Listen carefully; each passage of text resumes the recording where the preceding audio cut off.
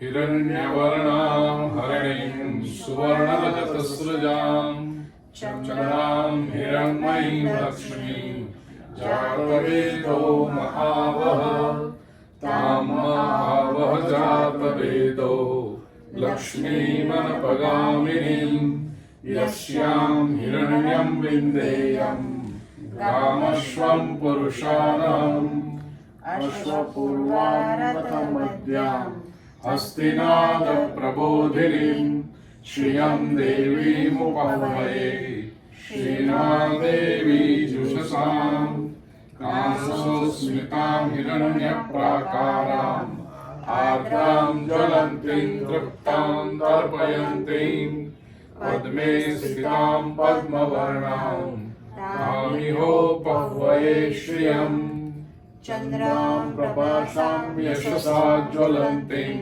श्रियं लोके देवदुष्टामुदारां तां पद्मिनीमीं शरणमहं प्रपद्ये अलक्ष्मीर्मे नश्यतां तां वृणे आदित्यवर्णे तपसोऽधिजातो वनस्पतिः सववृक्षोऽसबिल्वः तस्य फलानि तपसानुदन्तो मायान्तरायाश्च बाह्या अलक्ष्मीः उपैतु मां देवसखा कीर्तिश्रवणिना सह प्रादुर्भूतोऽसुराश्रेष्मिन् कीर्तिं वृद्धिं ददातु मे क्षुक्तिपासामलां ज्येष्ठाम् अलक्ष्मीं नाशयाम्यहम् अभूतिमसमृद्धिं च सर्वाणेऽणुदमे गृहात् गन्धद्वारान्दुराधर्षाम् नित्यपुष्टां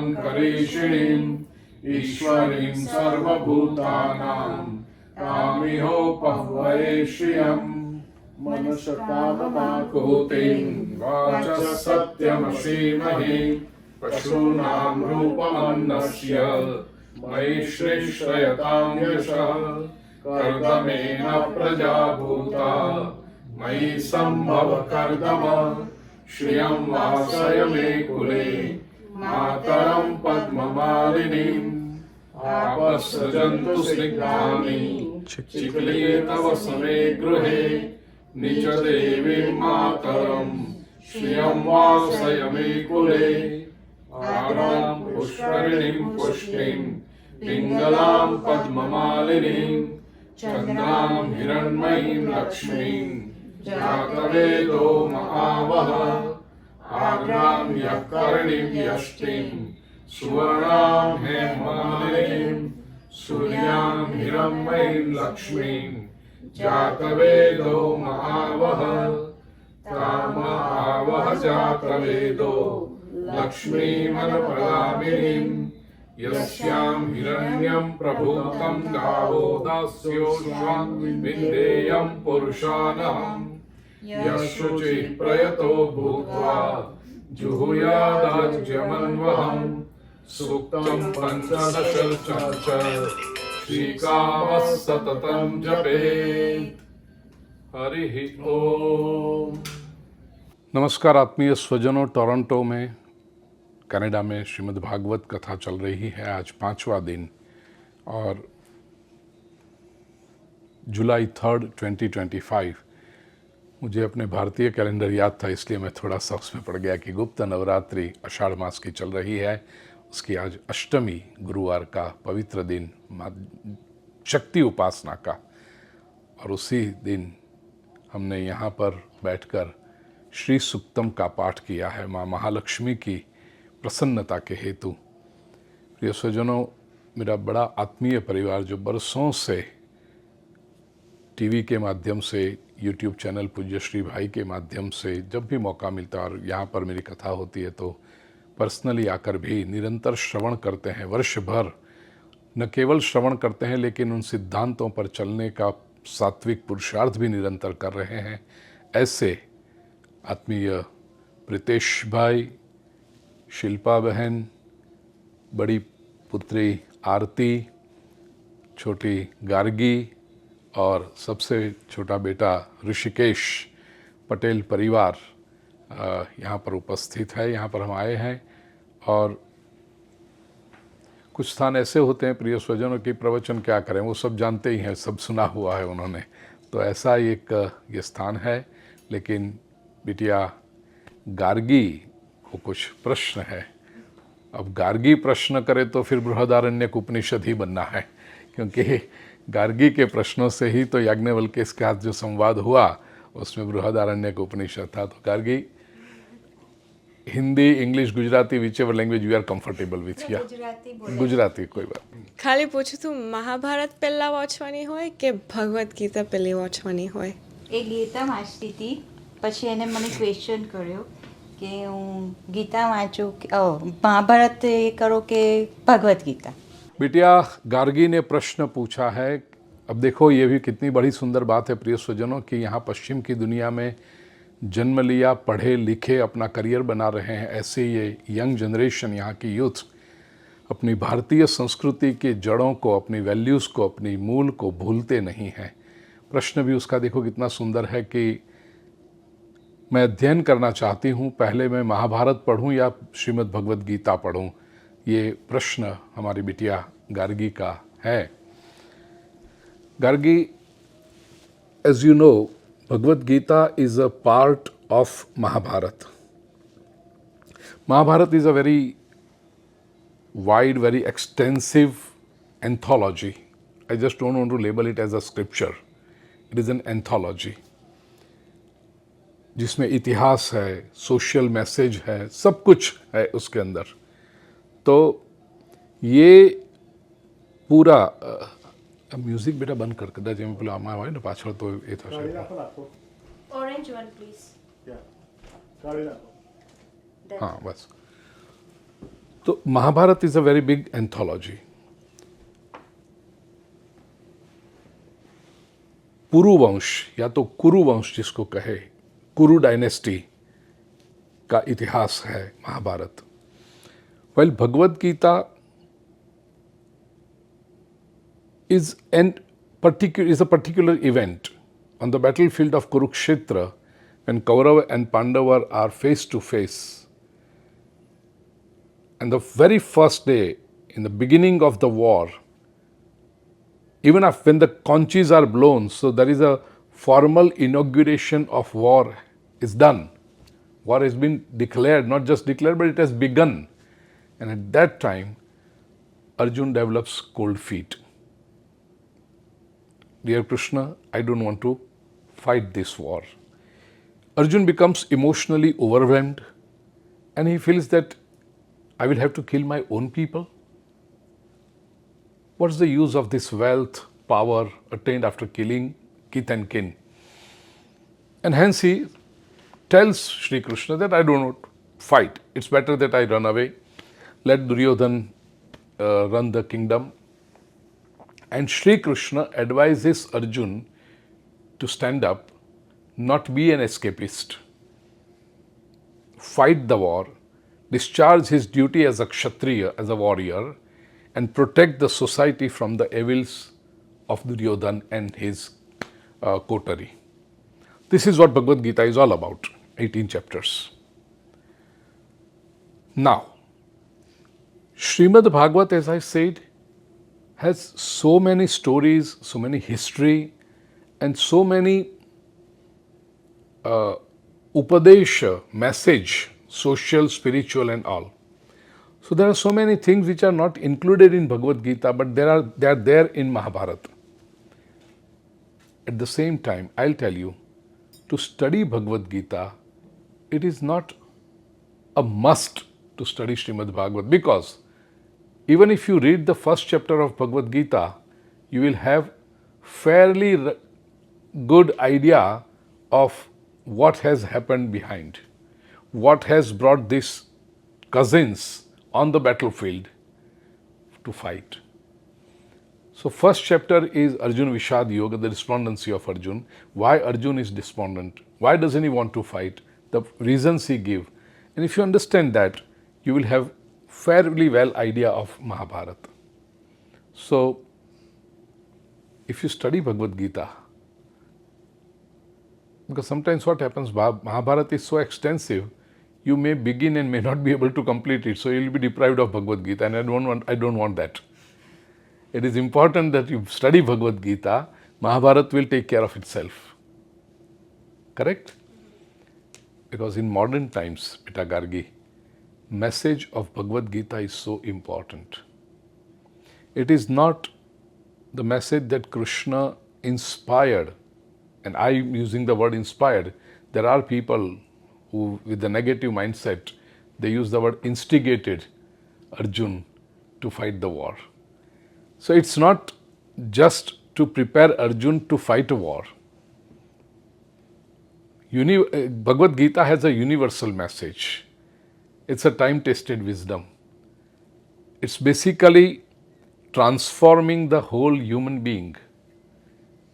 In the second chapter, Sri Krishna beautifully tells Arjun, Sukha dukkhe same krutva, labha labhau jaya jayau, tato yuddhaya yujyasva, naivam papam avapsisi. When Bhagavad Gita was translated in English and other Western languages, obviously there are going to be opponents, obviously there are going to be people who have other faiths. So they said, what kind of God is this? Here is Arjun who says, I don't want to fight. Let Duryodhan rule the kingdom. Let the wealth be with Duryodhan. I would rather ask for alms and spend the rest of my life. And here is God, Krishna, who says, no, you cannot run away, you must fight. On one side we have Arjun who says, I don't want the blood-shedded throne. And here is Krishna says, no, it is your duty to fight. So, till now, so-called God or godly personalities that the world has seen are what? They tell you to keep cool, don't fight, give up, let it go, non-violence. And here is Krishna, who is supposed to be Purna Purushottam, the complete God. And he says, go ahead, fight. And in this particular verse that I quoted, Sri Krishna says, Naivam papam, tato yuddhaya yujyasva, naivam papam avapsasi. Yuddhaya, for war, yujyasva, join. Join the war. Do the war. Naivam papam avapsasi, you will not commit sin. Till now the world had seen gods who were talking of sin. If you do this, you will commit sin. If you do this, you will commit sin. Because entire concept of religion was sin-based. Scare them with the concept of sin and draw them towards so-called religious sects and cults. And Sri Krishna says, you will not commit sin. What kind of God is this? As I told you, Beta Gargi, that Sri Krishna is a very revolutionary, supreme being. He says, Tataha. Now the problem occurs when people do not know Sanskrit language, they just rely upon the translations, and just relying upon the translation, they again apply their own intellect. I was telling in yesterday's pravachan, my intellect, I want to think, I want to analyze, I want to rationalize, I want to justify, and that I comes in picture on the borrowed information based on translation. There is a quote in English language, lost in the translation. If you understand in Sanskrit originally and the nuances of Sanskrit language, it says, Sri Krishna says, Tataha yuddhaya yujyasva. Tataha is then. Then you join the war. Naivam papam avapsyasi. Then you join the war, you will not commit sin. That then is very important. When sukha dukkhe same krutva, labha labhau jaya jayo. And here same krutva applies to all three words. Sukha dukkhe, labha labhau and jaya jayo. Same krutva meaning considering equal. Consider happiness and sorrow equal. Consider jay and parajay, like victory and defeat, equal. Consider labha alabha, labha and hani, gain and loss, equal. Then you join the war, you will not commit sin. Beta Gargi, beta Aarti, Hrushikesh, beta, think about it. When does a person commit sin? A. B. Why does a person commit sin? They always commit sin with a. There may be different issues, but the basic purpose is either they want their own happiness or they want to make someone unhappy, they want to snatch somebody's happiness. Only then you commit sin. Simple thing like to lie is a sin. Correct? Why does a person lie? If a person lies, he has a purpose. Either my happiness increases or my sorrow decreases, or others' happiness decreases or others' sorrow increases. Secondly, I want to be victorious, that's why I lie. I want to increase my gain or reduce my loss, that is why I lie. But if I consider happiness and sorrow equal, if I consider victory and defeat equal, if I consider gain and loss equal, will I ever lie? No, there is no purpose left. Stealing is bad. Stealing is a sin. Why do I steal? Because I want to increase my gain. I want to reduce my loss. That is why I steal. But if I consider gain and loss are equal, then there is no purpose left. There is no motivation left for committing any wrong. Sri Krishna is not instigating Arjun in Bhagavad Gita. Sri Krishna is transforming Arjun, that if you consider these dualities, the dualities for which the world operates like a pendulum, either we are happy or we are sorrowful, and we go from point A to B, happiness and sorrow, we keep oscillating. Either we are gaining something or we are losing something, and we are oscillating between the gain and the loss. Sri Krishna tells Arjun to go beyond these dualities, considering both equal. So, happiness is an experience, sorrow is also an experience. And these both experiences are there to teach us something and evolve in life. Gain and loss both are just experiences to teach us something and go beyond it. Victory and defeat are both experiences to learn from and go beyond it. So when you go beyond these dualities, you never commit wrong. In fact, whatever you do will be correct. This is what Bhagavad Gita is all about. And if we learn it, not just read it, learn it and practice it, life will be evolved forever.